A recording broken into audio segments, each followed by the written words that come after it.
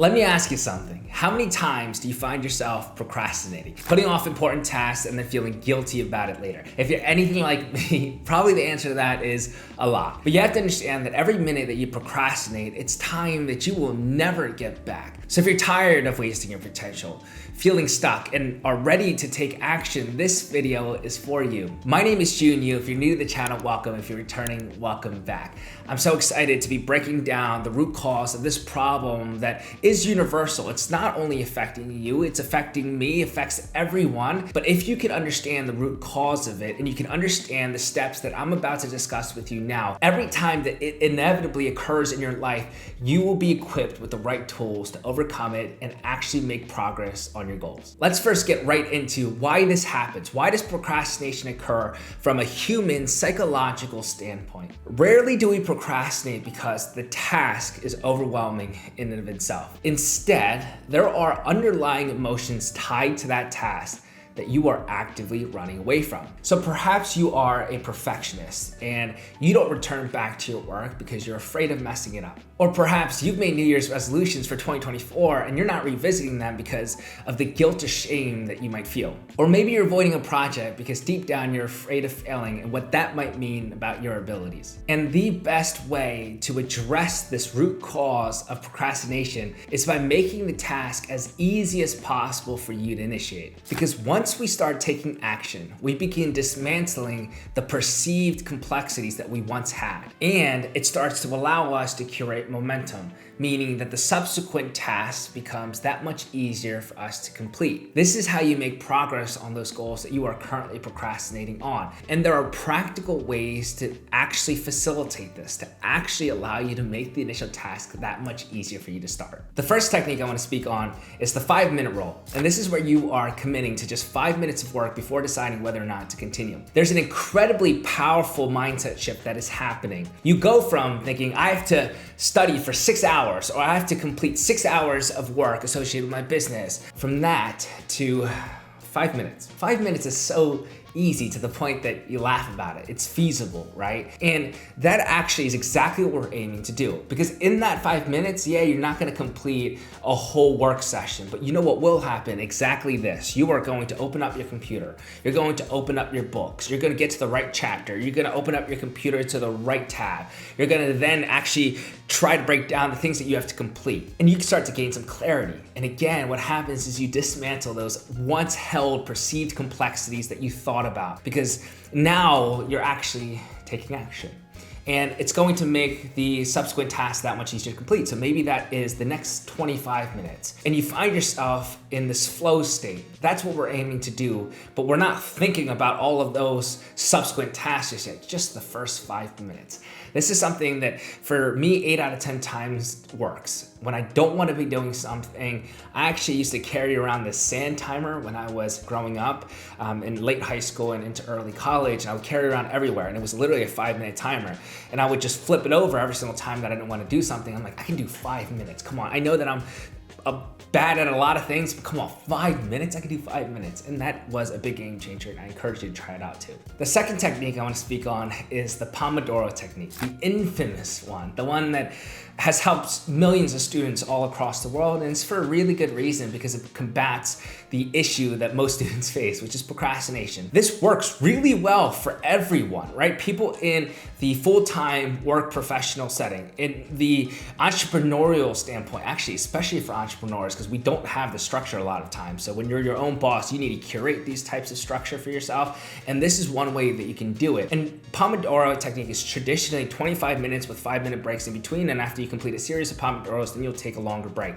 But I do 45-minute blocks, and that works really well for me. So it's up to you to experiment with what that time is. But I want to give credit where credit is due, because the Pomodoro technique is the framing that people use a lot, and it can work for you. Don't get so tied up with the 25-minute sessions. I see this happen a lot. It's not a hard and fast rule. It's up to you to decide on the intervals. But the idea is thinking about 25 minutes or 30 minutes or 45 minutes is a lot easier, again, than thinking about I have to complete 7 hours of work today, right? And when you can break it up into those manageable chunks, it does so much for your psyche, and it's going to help you perform and, again, create that type of momentum we're looking for. The third technique is the peak productivity window. This is the technique that has made the biggest difference in the last 5 years in terms of my productivity and in me combating procrastination on a consistent basis. And so I want to break it down exactly what it is and how you can start applying it, because I highly recommend it. So a peak productivity window is simply when you have the most heightened sense of energy, and then also when you have the least amount of distractions. Now, it does not have to be in the morning like mine is, right? Yours can be in the afternoon, yours can be in the night. I don't mind what it is, and it'll all work. It just has to ensure that you can have a good amount of energy and you have the least amount of distractions during that period of time. I want this to be a 90-minute to 3-hour block, okay? And if you're gonna do a 3-hour block, you can take breaks in between. Now, the reason why this is so powerful is because this is going to be leveraged for your most demanding tasks. This is going to be leveraged for those tasks that are going to move the needle in your life. This is going to be reserved for those things that you know you have to do, but you keep putting it off. This is that time, okay? You will have no excuse but to sit down and actually have the resources in front of you to complete it. The peak productivity window will allow you to make progress even in the midst of the chaotic life that you're living. This was such a game changer because before it, so many spontaneous events would occur in my life on a day-to-day basis. And I would find myself losing all this momentum because I would gain it by having a few really good days, and then something random will come up and I'll miss out on a few days. I'll feel really bad about myself. And again, I'll go into this guilt circle where there's so much procrastination ongoing. A peak productivity window has become that thing that I will never sacrifice, right? Even if I have to wake up a little bit earlier, right? Or if I have to move things throughout my schedule, I will do that. But that peak productivity window for me, that 3 hours, it's untouched. My team doesn't influence it. My family doesn't influence it. My friends don't influence it. That is my time. That is my time that I know that if I can do that, I will feel so much better because I would have completed the things that were important to me that day. I really encourage you to start implementing your peak productivity window. If you want to identify your optimal peak productivity window time, I just highly suggest you to experiment for about 2 weeks. Do a session in the morning, do a session in the afternoon and at night, and try to identify when you feel the best, when you're able to get the most work done. And I promise you this upfront work is gonna be well worth it because again, the peak productivity window changed my life and I think it can change yours as well. The fourth technique is to prepare the night before with notes. Let me explain. Too often I find people with a laundry list of to-dos and it'll look something like this. Pay the bills, go get gas, go grocery shopping, complete the project, reach out to 10 clients, work on the website, and it's this overwhelming list. And what happens is 5 p.m. approaches and you realize, yeah, I didn't make progress on a quarter of these things. It makes you feel bad about yourself. And it starts to build upon your anxiety that's already been there, right? And that's why you procrastinate even further. The reason why we create to-dos is to actually reduce decision fatigue, which can be really beneficial. But let's think about how can we take this next step up from these normal laundry lists of to-dos, and it's to actually prioritize what is of the utmost importance. And this is seriously a huge step. So when you have this list of things that you should do, the 2 things you should ask yourself is, what are the top 3 things that are the most important? And then secondly, can I group some of these tasks that are similar to each other, and can I allocate it for a separate day? Those 2 questions will resolve a lot of your issues and make your planning the night before with your notes just 3,000 times better. That first part of you identifying the 3 most important tasks to complete, that's going to ensure that you're moving the needle each day and staying focused. But the second part of that is really important too. If you can group similar tasks together, especially in that laundry list of items that I just discussed, several of those were errands that you could associate. And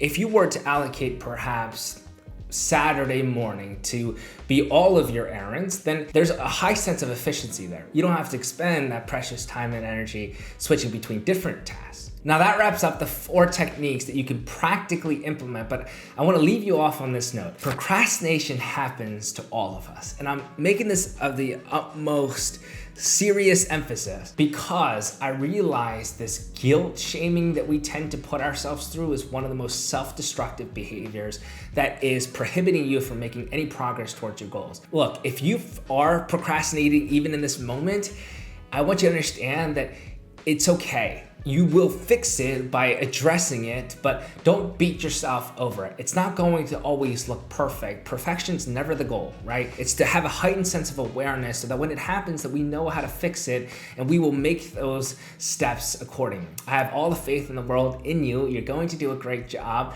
And now with all of this information, hopefully you have the tools equipping you to actually make progress when procrastination inevitably occurs, if it's not occurring already right now. Thank you so much for watching. Please leave your comments below with any questions. I'd be more than happy to respond. Give this video a thumbs up and of course subscribe. I love you guys so much, and until next time, I'll see you all at the top.